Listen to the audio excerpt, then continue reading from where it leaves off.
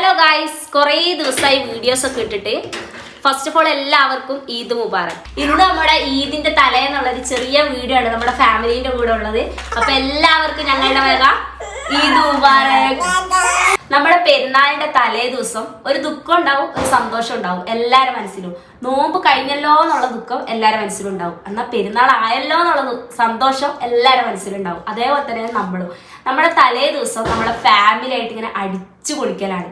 മൈലാഞ്ചി ഇടല്, സാധനങ്ങൾ വാങ്ങാൻ പോക്ക്, സാധനങ്ങൾ തീർന്നു പോകാന്നുള്ളൊരു ടെൻഷൻ, ഇതൊക്കെയാണ് പെരുന്നാളിന്റെ തലേ ദിവസം നടന്നുകൊണ്ടിരിക്കുന്നത്. നോമ്പ് 29 ആകുമ്പോൾ തന്നെ പിറ്റേ ദിവസം പെരുന്നാളാവോ എന്നുള്ളൊരു ഡൗട്ട് എല്ലാവരും മനസ്സിലുണ്ടാവും. അതുകൊണ്ട് തന്നെ എല്ലാവരും രാവിലെ പോയി സാധനങ്ങളൊക്കെ വാങ്ങി വെക്കും. അഥവാ പെരുന്നാളായാൽ ഒരു സാധനം ഉണ്ടാവില്ല മാർക്കറ്റിലൊന്നും, എല്ലാം അടിച്ചു വാരി തീർന്നു പോയിട്ടുണ്ടാവും. അതുകൊണ്ട് തന്നെ എല്ലാവരും പെട്ടെന്ന് തന്നെ പോയിട്ട് വാങ്ങി വെക്കും. നമ്മളങ്ങനെ തന്നെയാണ്. രാവിലെ തന്നെ എല്ലാ സാധനങ്ങളും വാങ്ങി സെറ്റാക്കി വെച്ചിട്ടുണ്ട്.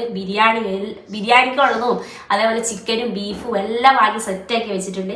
പിന്നെ ഫിത്തറിന്റെ അരിയൊക്കെ സെറ്റാക്കിയിട്ട് ഇനി എല്ലാ വീട്ടിലും കൊടുക്കണം. പെരുന്നാളാകുമ്പോഴത്തേക്കും കുട്ടികളുടെ മനസ്സിലൊക്കെ വല്ലാത്തൊരു സന്തോഷമായിരിക്കും. ഇപ്പൊ തന്നെ എൻ്റെ കുട്ടികൾ തന്നെ ഭയങ്കര പൊലിവിലായിരുന്നു ഇത്രയും നേരം. അങ്ങോട്ട് ചാടുന്നു ഇങ്ങോട്ട് ചാടുന്നു, ലാസ്റ്റ് എല്ലാം മടുത്ത് ഇതാ ഒരാളതാ അവിടെ കിടന്ന് ഉറങ്ങുന്ന അസുഖിക്കട്ടെ.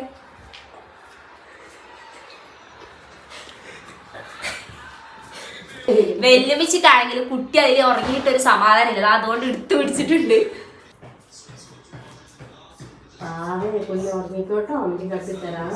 നോമ്പിന്റെ സമയത്ത് അവിടെ വെല്ലുവിളിച്ച് ഫുൾ ടൈം നിസ്കാരം ഓത്തു മാത്രമായിരുന്നു. വെല്ലുവിനെ കാണാൻ തന്നെ കിട്ടലില്ലായിരുന്നു. ഇപ്പൊ പെരുന്നാളായെന്ന് പറഞ്ഞപ്പോഴത്തേക്ക് വെല്ലുവിളിക്ക് തന്നെ ഒരു പൊലിവ് വന്നുകൊണ്ട് നമ്മളെ വീഡിയോയിൽ ഉൾപ്പെടാൻ പറഞ്ഞിട്ട് വന്നിട്ടുണ്ട്. അപ്പൊ പണ്ടത്തെ കുറച്ച് പെരുന്നാൾ വിശേഷങ്ങൾ നമ്മളെ വെല്ലുവിളിച്ചിനോട് നമുക്ക് ചോദിക്കാം. വെല്ലുവിളിച്ച് പറഞ്ഞു പണ്ടത്തെ പെരുന്നാൾ വിശേഷങ്ങൾ. പണ്ടത്തെ പെരുന്നാളെന്ന് പറയട്ടെ, മാസം കാണാൻ വേണ്ടി കാത്തിരിക്കും. ഒരു ഫോണുണ്ടാവില്ല, വേറൊരു ഇതുമില്ല, പിന്നെ അറിയാൻ വേണ്ടിയിട്ട്. എന്നിട്ട് ആരെങ്കിലും കോഴിക്കോട് പോയി മാസം കണ്ടുവന്ന് വിവരം അറിഞ്ഞിട്ടാണ് ഇവിടെ എത്തുക. അപ്പോഴത്തേക്ക് ഉച്ചയാവും നേരം. എന്നിട്ട് പള്ളിയിൽ നിന്ന് വിളിച്ചു പറയും മാസം കണ്ടിട്ടുണ്ടെന്ന്. അങ്ങനെ വന്ന് പിന്നെ ഒരു പരിപ്പ് കൊടുത്ത് ചോറും വെച്ച് ഒരു പെരുന്നാൾ വയ്ക്കും. നിനക്കൊക്കെ എന്തെങ്കിലും അറിയാമോ? ഏതെങ്കിലും വീട്ടിൽ പോയെന്ന് വെച്ചാൽ മര്യാദയ്ക്ക് ഒരു ഭക്ഷണം ഉണ്ടാവില്ല. അവിടെ ഉണ്ടാവും ഈ പരിപ്പും ചോറും. നമ്മളും വീട്ടിലുണ്ടാകുമ്പോൾ പരിപ്പ് കറിയും ചോറും, വേറൊരു സാധനം ഉണ്ടാവില്ല. ഭക്ഷണത്തൊക്കെ എന്തോരം കൊതിച്ചിട്ടുണ്ടല്ലോ അന്നത്തെ കാലത്തൊക്കെ. അന്നത്തെ കാലം എന്ന് വെച്ചാൽ അരി കിട്ടാനില്ല. പിന്നെ എന്തെന്നാ ഒരു ദിവസം പണിക്ക് 5 രൂപ കിട്ടും. അതിനെക്കൊണ്ടാണ് അരി സാധനം വാങ്ങിയിട്ടൊക്കെ ജീവിക്കുന്നത്.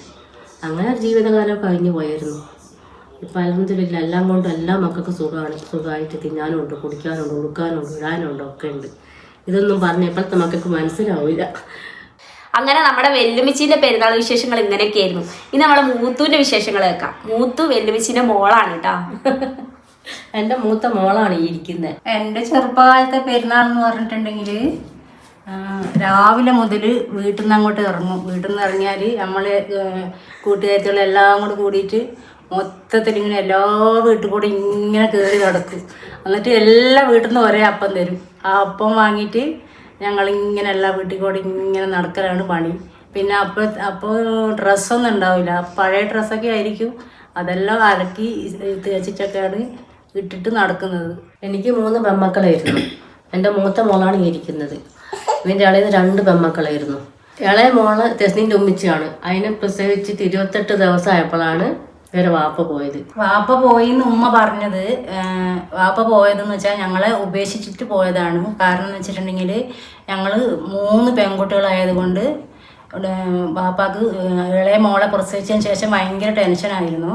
3 പെണ്ണാന്നും പറഞ്ഞിട്ട് അതിൻ്റെ പേരിലാണ് വാപ്പ ഉപേക്ഷിച്ച് പോയത്.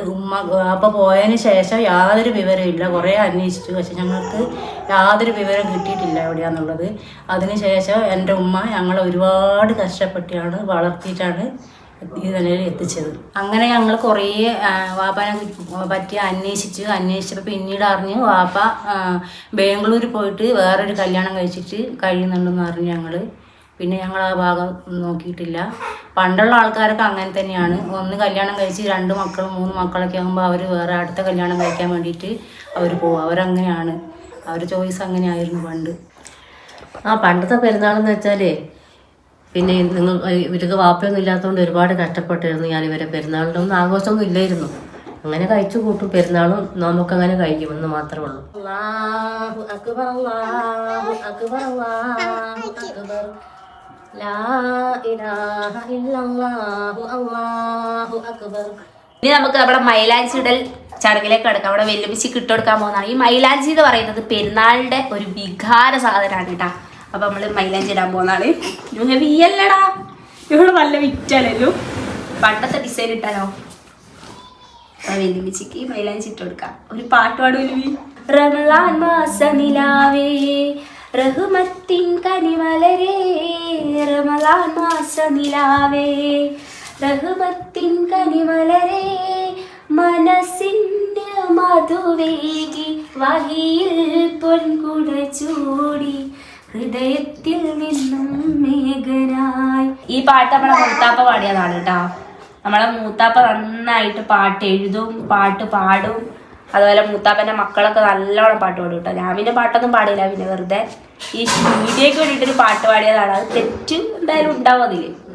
അപ്പം നമ്മളെ മൂത്താപ്പ ഒക്കെ വന്നിട്ട് ഇൻഷാ നമ്മൾ വ്ളോഗൊക്കെ ഇടുന്നുണ്ട്. അവരൊക്കെ വന്നിട്ട് അടുത്തതായി നമ്മളെ പെരുന്നാളൊന്ന് കളറാക്കാൻ വേണ്ടിയിട്ട് നമ്മളെ അയൽവാസിയോട് കൂടിയിട്ട് കളറാക്കാൻ പോകുന്നതാണ്. പടക്കം പൊട്ടിച്ചിട്ട്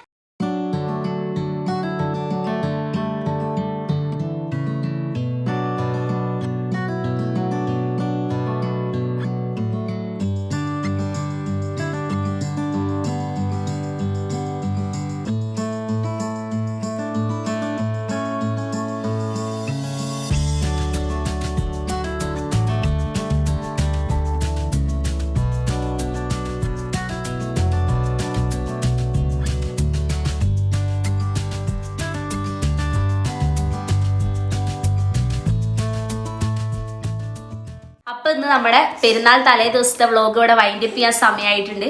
അപ്പൊ നാളെ ഇൻഷാ അല്ലാഹ് പെരുന്നാൾ വിശേഷങ്ങളായിട്ട് ഞങ്ങൾ ഫാമിലി എല്ലാവരും കൂടെ വരുന്നതായിരിക്കും. അപ്പൊ എന്തായാലും കാണണേ. ടാറ്റാ.